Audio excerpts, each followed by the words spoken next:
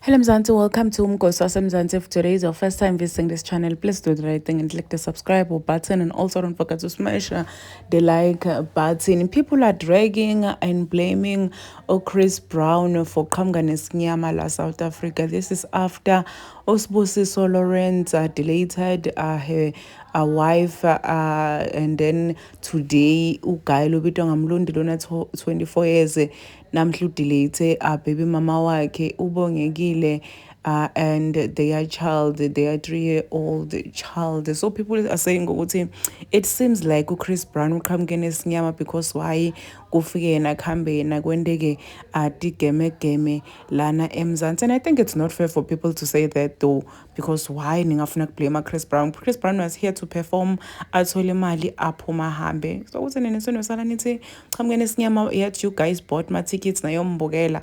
Hayi bo nimblame njani lo mnye mntwana.